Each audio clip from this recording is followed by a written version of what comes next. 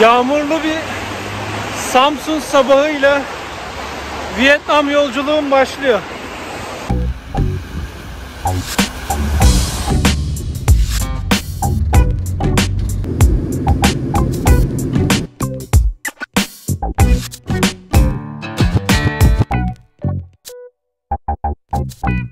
Sabiha Gökçen'deyim. Şimdi Katar Hava Yolları'yla Doha'ya gidiyorum. Oradan da direkt Vietnam'ın Ho Chi Minh şehrine geçeceğim. Detayları paylaşacağım. Bugüne kadar gördüğüm en geniş aralıklı ekonomi sınıfı uçak bu herhalde. Çok rahat. Bu başlıklar da çok iyi. Ekstra boyunluğa gerek olmuyor. Yemeğimiz geldi. Etli patates püreli bezelye var. Tatlımız var. Burada da pilav. Katar'a indim. Aktarmada fazla bir bekleme süresi yok. Sadece bir 45 dakika bekleyip diğer uçağa geçeceğim. Her şey yolunda. Vietnam'ın Ho Chi Minh şehrine şimdi indim. Uykulu gözlerle selamlar. Önce vizemizi alacağız. O işlem biraz sürüyor, bekletiyorlar galiba. Sonra otele geçeceğim. Tabii ilk iş hemen bir sim kart aldım. Bir ay limitsiz internet $9. Vizeyi alıp dışarı çıkmak 1 saati buldu. Şimdi Caravelle otele gideceğim. Sağ olsun beni misafir edeceklerini söylediler. Güzel bir otel. Ho Chi Minh yaklaşık 7 milyon nüfusuyla Vietnam'ın en büyük şehri. Bu arada ben vizeyi alıyorum dedim ama aslında vize işlemlerini zaten yola çıkmadan önce yapıyorsun. Vize onay mektubu size ulaşıyor ve kapıda onu gösterip pasaportunuza vizenizi işletiyorsunuz. Ben o işlem için bekledim. 3 gece kalacağım otel burası. 60 yıllık bir otel. Thank you. Birkaç gün önce 10 günlük Japonya gezisinden dönmüştüm. Orada program çok yoğundu. Yorulmuştum biraz. O sebeple Vietnam'da en azından ilk 2-3 gün rahat konaklayayım diye bu otelle iletişime geçtim. Sağ olsunlar, kabul ettiler beni. Çok merkezi bir yerde. Şehri rahat rahat gezeceğim. Manzarası da güzel. Sonrasında hostel, pansiyon aynen eskisi gibi devam. Otelin böyle güzel bir havuzu da var. Bir duş aldım tabii. Karın da aç. Bu yemeklerin olduğu bir yere doğru gidiyorum. Her taraf motosiklet dolu. Teyze sokakta böyle kupa çekiyor. Vietnam gezisi eğlenceli olacak gibi.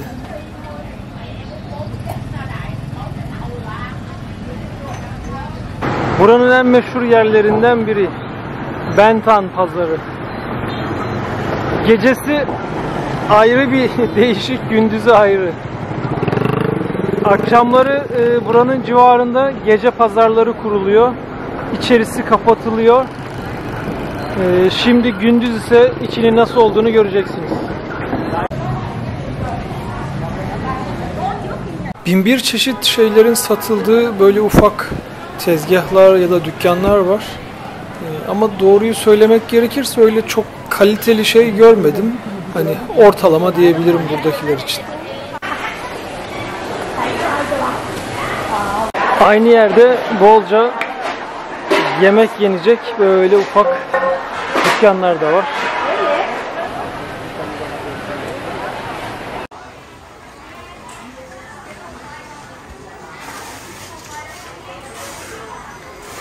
Fotoğraf ve video çekmeye kimse kızmıyor. Hatta bazı gülüyor bile. O yönden sıkıntısız bir yer.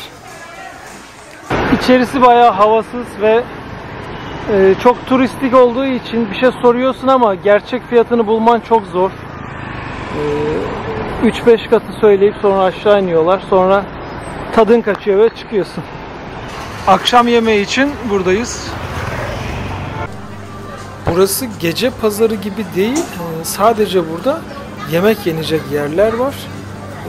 Ama doğruyu söylemek gerekirse burası da turistik bir yer. Çünkü fiyatlar normal Vietnam'a göre pahalı. Zaten yerel insan hiç yok gibi bir şey. Herkes turist. Pizza da var, makarna da var.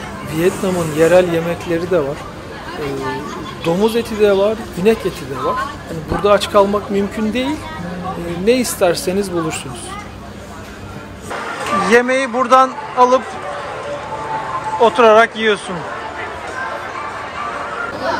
Şimdi Vietnam'a gelir gelmez bu geleneksel yemeklerini deneyeceğim. Adı Pho Bai'mış.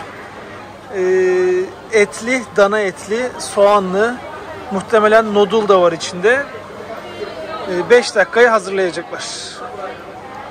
Siparişi verdim. Yaklaşık 4 dolarlık ödemeyi de yaptım. Şimdi yemeğin gelmesini bekliyorum. Yemeğim geldi. Acayip açım. Lezzetli görünüyor. Bakalım. Tattıkça anlatacağım.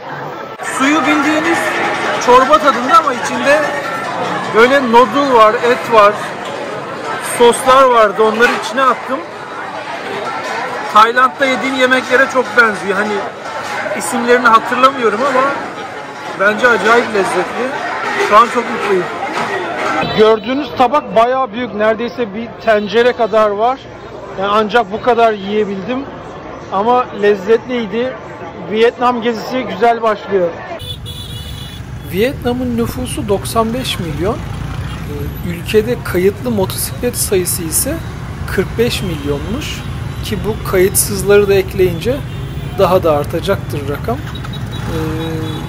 Sorduğumda Vietnamlılara toplu taşıma olmadığı için motosiklet bizim elimiz ayağımız diyorlar. Eğer motosikletin yoksa Vietnam'da işin çok zor. Diğer bir konu, trafikte pek kural diye bir şey yok. Özellikle de motosiklet sahiplerine. Kırmızı ışıkta da geçiyorlar. Tüm kaldırımlar zaten onların. Karşıdan karşıya geçmek bazen çok çetrefilli olabiliyor. Bu kadar çok araç olunca özellikle de hani bu motosikletler yüzünden çıkan egzoz gazından korunmak için birçoğu maske takıyor.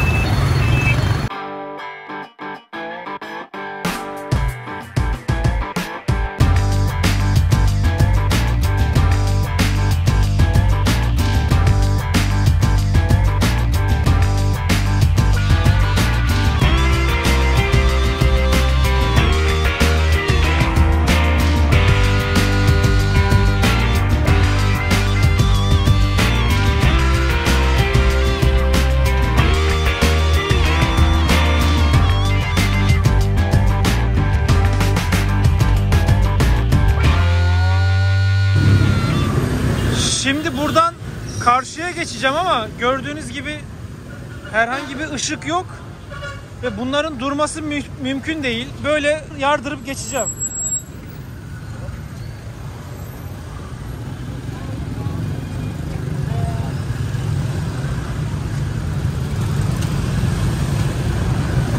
Yani burayı geçmenin başka yolu yok. Şimdi diğer taraf.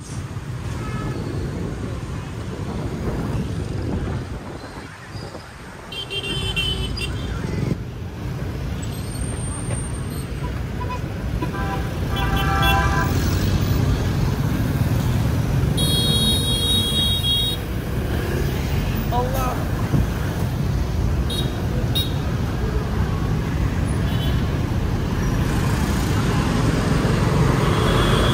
Başka türlü geçme şansınız yok. Şimdi bu iki küçük kız nasıl geçecek bakalım.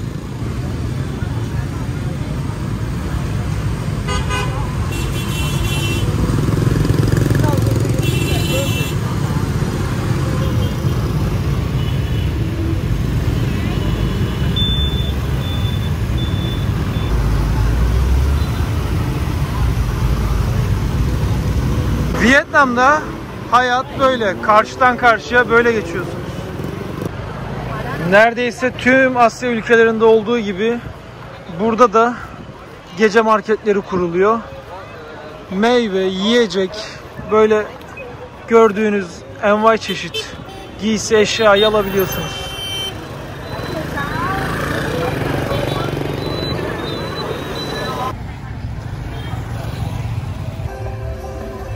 Vietnam bence güvenli diyebileceğim bir yer. Tabii kapkaç gibi şeylere böyle ara sokaklarda dikkat etmek lazım. O her yerde olabiliyor. Bence gönül rahatlığıyla gelinir. Otelde tabii açık büfe kahvaltı var. Buralarda peynir bulmak zordur ama peynir bile var, öyle söyleyeyim. Böyle Hindistan cevizi olan bir açık büfede daha önce hiç görmemiştim. Bu kadar çok ekmek çeşidi bulmak da zordur. Kahvaltılarda çok mutluyum. Vietnam'da outdoor ekipmanların, çantaların, kıyafetlerin ucuz olduğu söylentisi var. Ben de bunu internette çok kez duydum, gördüm. Şimdi gidip bakacağız hep beraber. Burada envai çeşit markanın ürünleri var. Çanta, mont. Her türlü mont var. Çanta da var.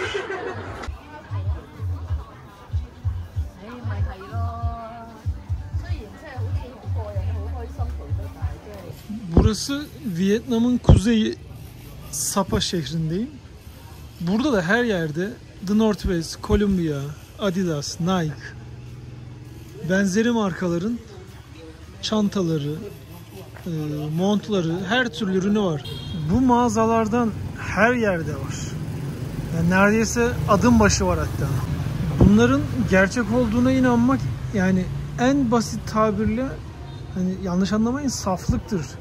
Üzerindeki o yazıların dikişlerinden bile sahte olduğu anlaşılıyor zaten. Hani elini alıp incelemene gerek yok.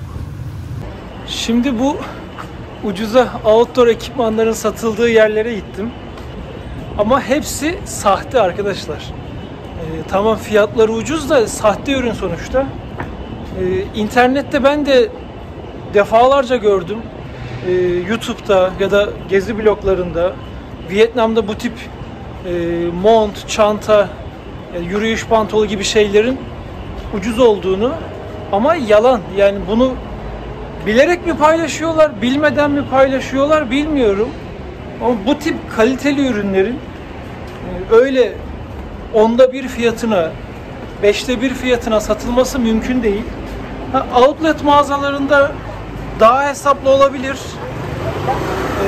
Ama Vietnam'da öyle bir şey yok. Vietnam'dakilerin, yani benim gördüğüm hepsi sahte. Gerçek değil. Ayrıca gerçek olanları var kendi mağazalarında. Ama onlar zaten pahalı, ucuz değil. Velhasıl çok kişi sordu bana Vietnam'a geleceğim zaman. Orada bu tip ürünler varmış, bize alır mısın ya da işte bakıp söyler misin diye. Evet, Vietnam'da Columbia, The North Face, Jack Jonas ya da benzer markalar var. Ama ucuz olanlar sahte. Velhasıl o yalana kanmayın derim. Hatta birkaç gezgin arkadaşın böyle ürün alıp bir ay geçmeden fermuarının yırtıldığını, dikişlerinin patladığını kendilerinin söylediğini biliyorum. Tereddütle zaten gelmiştim, o mağazalara gitmiştim. Başıma bir hal gelmeden şuradan bir karşıya geçeyim. Velhasıl inanmayın arkadaşlar, onlar sahte. Kaliteli şey her yerde pahalı. Pazar sabahı opera binasının önü. Antikacıların olduğu bölge. Antikadan pek anlamıyorum ama böyle gerçekten kaliteli el işçiliğiyle yapılan bir şey varsa ilgileniyorum, bazen alıyorum. Bunlar boynuzdan yapılma. Öyle güzel el yapımı şeyler var ki insan hangisine bakacağını, alacağını şaşırıyor. Şunlar bana orijinal geldi. Hindistan cevizinden yapılma böyle kase, çerezlik. Bunları aldım. Şehirde görülecek yerlerden biri bu Notre Dame Katedrali.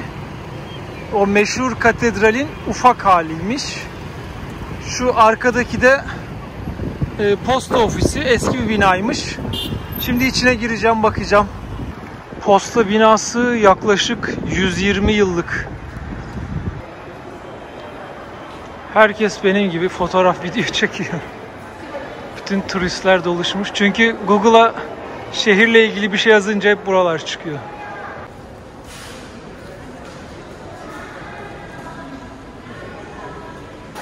Sevdiklerinize posta kartı gönderebilirsiniz.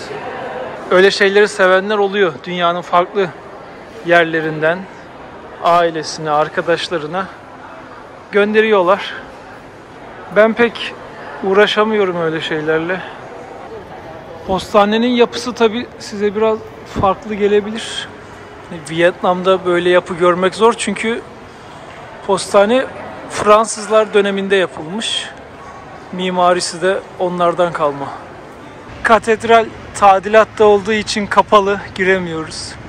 Zaten çok da giresim yoktu. Böylesine katedral çok gördüm bugüne kadar. Ama hani ilginizi çekerse gelinir. Şehir merkezini gezerken böyle güzel bir parkın içinden geçiyoruz. Tabii merkezde böyle bir yeşillik alanı olması güzel. Eski adıyla Bağımsızlık Sarayı'nın önündeyiz. Bu binanın önemini anlatacağım. Vietnam-Amerika Savaşı sırasında Vietnam ikiye bölünmüş. Güney ve Kuzey Vietnam diye. Güney Vietnam'ı Amerikalılar destekliyormuş. Gördüğünüz binayı da Amerikalılar karargah olarak kullanıyormuş. Kuzey Vietnamlılar bu binaya ya da bu işte alana ilk tankı soktuğunda Amerikalılar burayı bırakmış.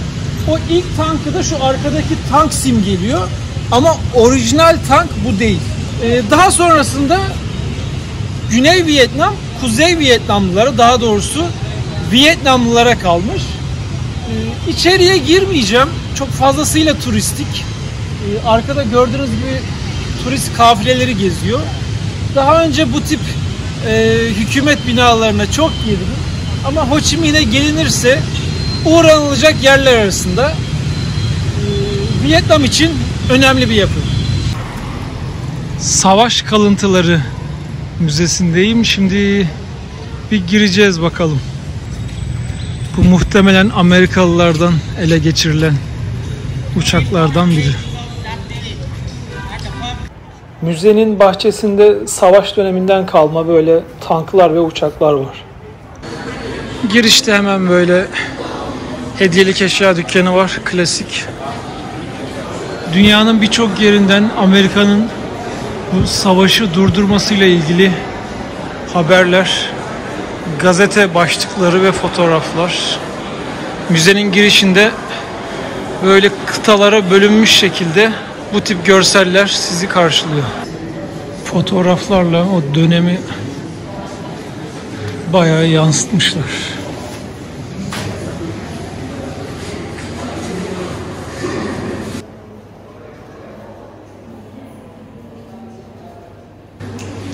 Dönemin silahları.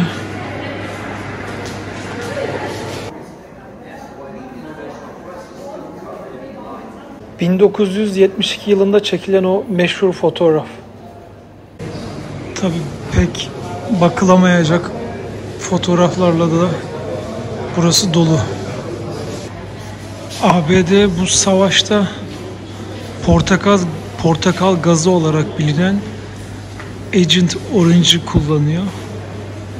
Bunun etkisi de doğan çocuklar sakat doğuyor. Fotoğraflara çok yakın plan yapmayacağım çünkü çok rahatsız edici. Maalesef bu kitle imha silahının etkisi ben 3 nesil olarak biliyordum ama 4. nesile de yansımış, çok az da olsa. Yüz binlerce insan bu şekilde sakat doğmuş. O sebeple Vietnam'da sokakları gezerken birçok sakat insan görüyorsunuz. Müze tabii doğal olarak çok iç açıcı değil. Ama hani o savaşın ne derece kötü olduğunu görmek için materyalleri çok iyi kullanmışlar. Eğer hassas bir bünyeniz varsa kesinlikle müzeye gelmeyin. Ağırlıklı olarak fotoğraf var ama tabii fotoğraflar çok etkileyici. Özellikle bu bizim portakal gazı olarak bildiğimiz kimyasal silah 3-4 nesil süresince devam etmiş. Hep çocuklar sakat doğmuş. Ben şu dönemde artık olmadığını biliyordum ama içerideki yazıda 4. nesile de ulaştı ve 2000 vakanın görüldüğü yazıyor.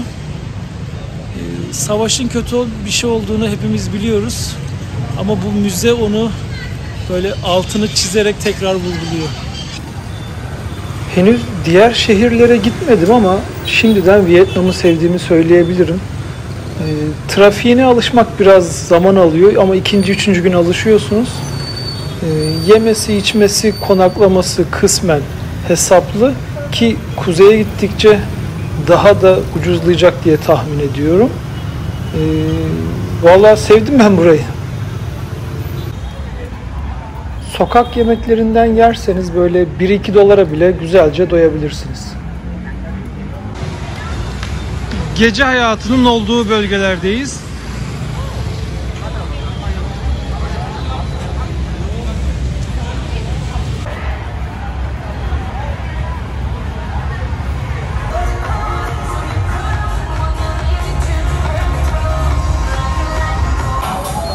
Uzak Doğu ülkelerinde genelde böyle barların ve diskoların toplandığı caddeler oluyor.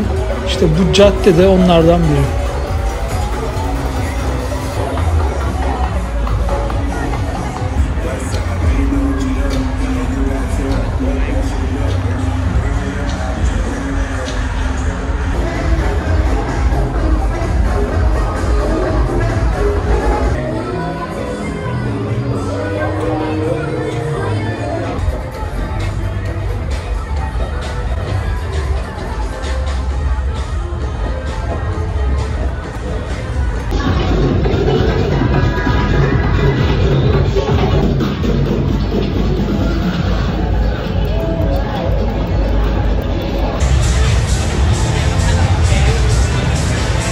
Gece hayatının olduğu sokağı tamamen gördünüz. 3 gece Ho Chi Minh'de kaldım. Uçak biletini alıp direkt Da Nang'a gidiyorum. Ho Chi Minh City için aslında 2 gece yeterli. Ben Türkiye'den direkt Ho Chi Minh'e geldiğim için bu yol yorgunluğu vesaireyi atlatmak adına bir gün ekstradan kaldım. Olur ya Ho Chi Minh'e gelirseniz 2 gece bence yeterli olur. Şimdi Da Nang'a ve oranın civarını gezmeye gidiyorum. Hep beraber göreceğiz. Da Nang'a indim ama yağmurlu bir hava var. Artık nasibimizde ne varsa. Vietnam'ın diğer güzel bir yanı taksi çok ucuz. Onun için neredeyse her yere taksiyle gidebiliyorsunuz. Şimdi yağmur yağıyor, çok uğraşmayacağım. Bir taksiyle hostele geçeceğim. Bir gece burada kalıp yarın Hoi An şehrine geçeceğim. Buraya yarım saat mesafede. Hostele geldim. Tam merkezde. Ho Chi Minh'de 3 gece 5 yıldızlı otelden sonra şimdi Da Nang'da bir hostel odasındayım. Oda 8 kişilik. Da Nang'da böyle çok da güzel görünmeyen bir nehir var. Şehrin içinde bir de pazar var. Oraya da belki giderim. Önünden geçtim aslında biraz önce ama içi çok albenili değildi. Yarın bu Golden Bridge denilen yere gideceğim. Zaten Da Nang'a gelme sebebim de oydu. Şehirde öyle çok aman aman bir şey yok. Nehir kenarı boyunca böyle bolca kafe ve restoranlar var. Ama tabii bunlar yine de Da Nang şehrini çok cazip yapmıyor. Şehir merkezindeki Chodem pazarındayız.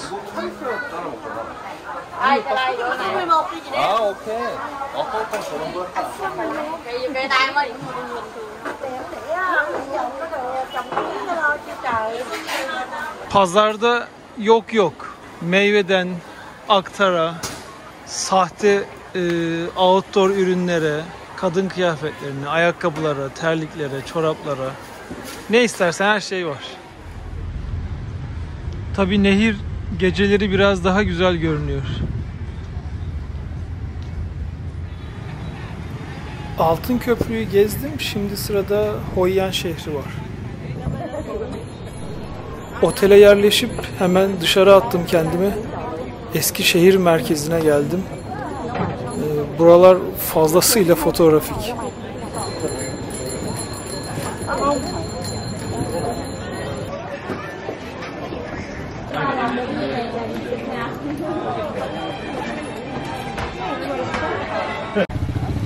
Şehri komple yürüyerek gezebiliyorsun.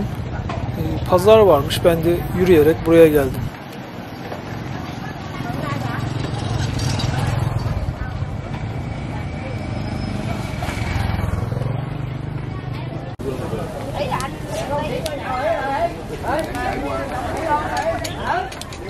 Deniz ürünleri var burada.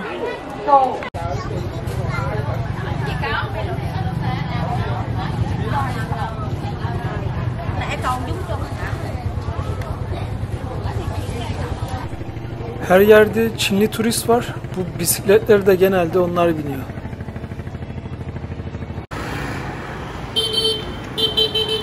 Vietnamlılar yemeği genelde böyle yiyorlar. Hani buna açık restoran mı denir artık, ne denir bilmiyorum ama Tayland'da da bir benzerini çok kez gördüm. Tabi buralar çok daha hesaplı ama aynı oranla da hijyenik değil. Şehrin ortasından böyle bir nehir geçiyor. İki tarafı da gezmelik, görmelik.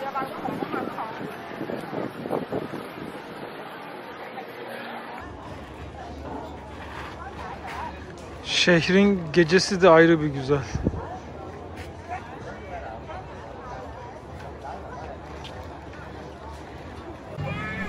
Tabii karanlık olduğu için görüntü kötü ama yapacak bir şey yok. Bu nehir kıyısı hep kalabalık. Tabii kayıkla sizi gezdirmek isteyenler de peşinizi pek bırakmıyor. O biraz rahatsız edici ama tabii sineye çekilir.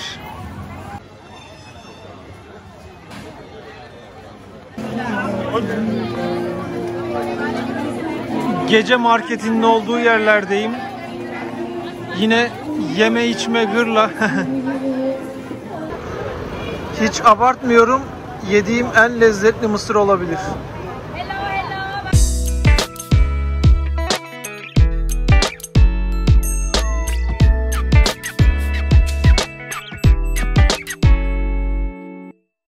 İki gece Hoi An'da kaldım.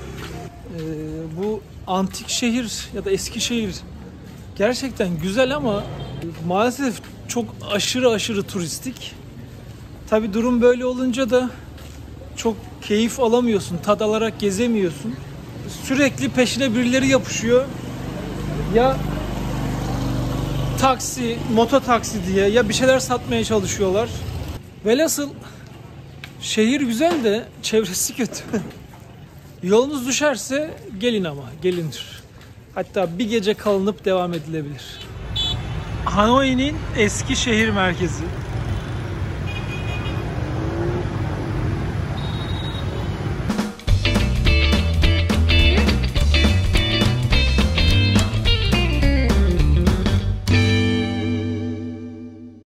En çok aldığım sorulardan biri çamaşırların kirlenince ne yapıyorsun? Vietnam gibi ucuz bir ülkedeysem böyle onları biriktirip çamaşır yıkama servisine götürüyorum. Eğer pahalı bir ülkedeysem Japonya gibi elimde yıkıyorum. Şimdi bir laundry servisine gidiyorum, oradan da paylaşım yaparım. Benim eşyalar teknik ürünler olduğu için genelde Columbia Sportswear sağ olsun çok ağırlık yapmıyor. 1.2 kilo. Burada fiyat listesi var. 1 ile 3 kilo arası 50.000 Vietnam parası yapıyor. O da $2. Şu an saat 2.30. 5'te gelip alacağım. Ve çamaşırlarımızı temiz bir şekilde alıyoruz. Mis gibi de kokuyor.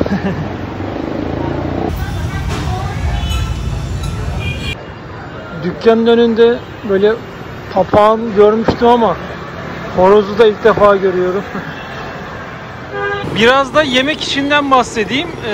Vietnam'ın aslında mutfağı çok zengin ama neyi nerede yiyeceğini iyi bilmek lazım. Bazen böyle gün içinde öğünü geçiştirmek için gezerken sandviç tarzı yerleri tercih ediyorum. Burası da onlardan biri. Daha önce yedim, güzeldi.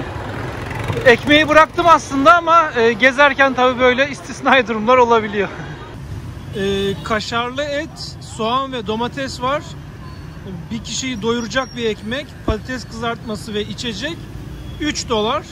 Gayet hesaplı ve lezzetli. Bizdeki ekmeklerin aynısı burada da var.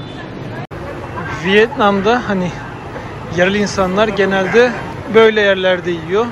Arada ben de yiyorum ama şimdi değil.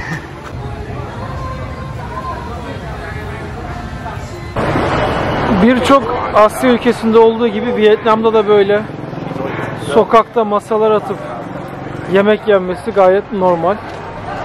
Tabii hijyen olarak çok böyle çekici diyemem. Hanoi'nin en turistik yerlerinden biri de burası. Sokak içinden geçen tren. Şimdi bir trenin geçmesini bekleyeceğim. Tabii ortam hareketlendi ama galiba bu diğer taraftan gelecek. Tren gelince bariyeri çektiler. Hem fotoğraf çekiyorum hem video.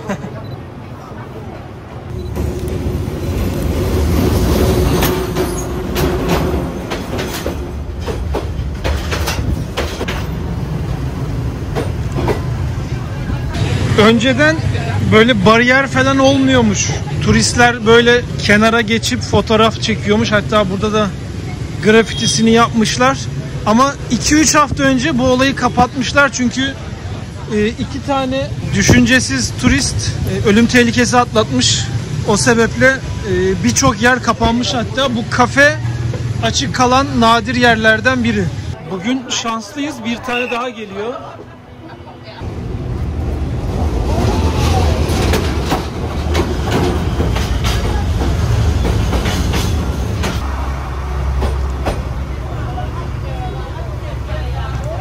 Tren yolundan biraz devam ettim.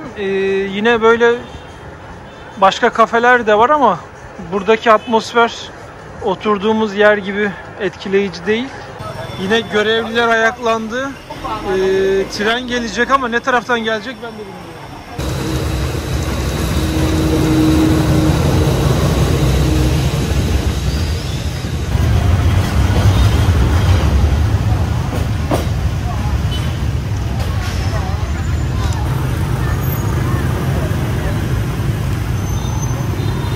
Şimdi başka bir noktadayım. Tren geliyor.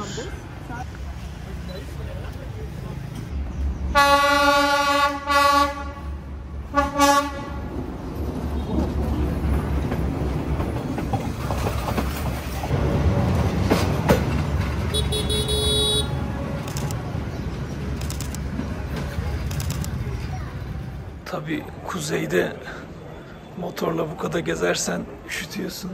Sadece ses gitti ama normalde ben iyiyim de niye gitti onu da anlamadım.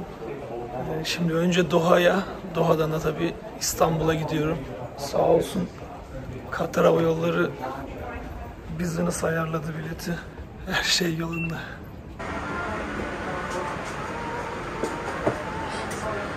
Burada yolculuk yapacağım. Gayet güzel görünüyor.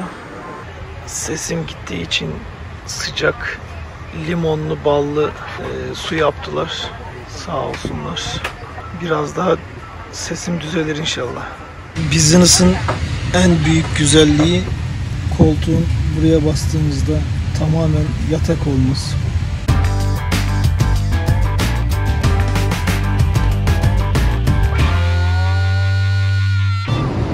Kahvaltı öncesinde böyle bir çerez tabağı var. Güzelliği çerezler ısıtılmış. Ayakkabılarınızı buraya koyabiliyorsunuz. Birçok böyle irili ufaklı yer var. Kahvaltı zamanı. Böyle başlıyorum. Peşine omlet gelecek. Portakal suyu olmazsa olmaz. Omletimiz geldi.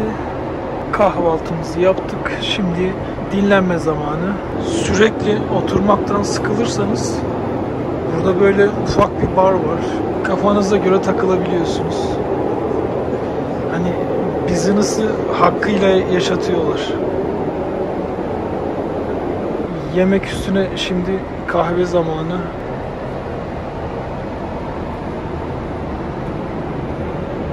Perdeyi kapatmak istediğinizde şuradaki düğmeye basıyorsunuz. En karanlık yere getiriyorsunuz ve birazdan iki cam kararacak. Yani öyle fiziki olarak bir perde yok. Kararıyor ve karardı. 8 saatte geldik. Ne yalan söyleyeyim. En ufak bir yorgunluk yok. 18 saat olsa da gidilir böyle. Doha'ya indim. Diğer uçağım da 45 dakika sonra kalkıyor. Benim ses yine çatallaştı.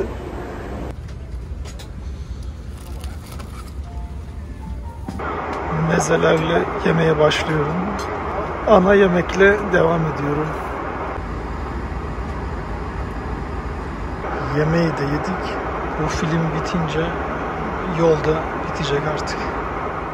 Ve memlekete döndük. Vietnam hakkında genel bir yorumum olacak ama bu sesle değil, onu evde çekeceğim. Vietnam'ın kuzeyinde, özellikle de Hazan bölgesinde gezmek istiyorsanız en iyi yöntem motosiklet kiralamaktı. Ben de öyle yaptım ama 3-4 gün motosiklet üstünde gidince boğazımı üşüttüm ve sesim biraz kısıldı. Onun için Vietnam'la ilgili kapanış konuşmasını eve bıraktım. Zaten videoya da Samsun'dan başlamıştık. Samsun'da bitirelim. Vietnam ince uzun bir ülke. Güneyi başka, kuzeyi bambaşka. Genelde giden gezginler kuzeyini daha çok seviyor. Ben de daha çok sevdim. Güneyi kısmen kuzeye göre biraz daha modern bir ülke. Ama tabii güneyinde de görülecek iyi kötü yerler var. Vietnam'ın orta bölgesinde ise bazı mağaralar var. Aslında oralar da çok ilginç. Hatta dünyanın en büyük mağarası da o bölgede. Ama o mağaralara kafanıza göre giremiyorsunuz. Onların sezonları var. Ağustos sonu itibariyle sezon bitiyordu ve 4-5 ay o mağaraya, büyük mağaraya gidemiyorsun.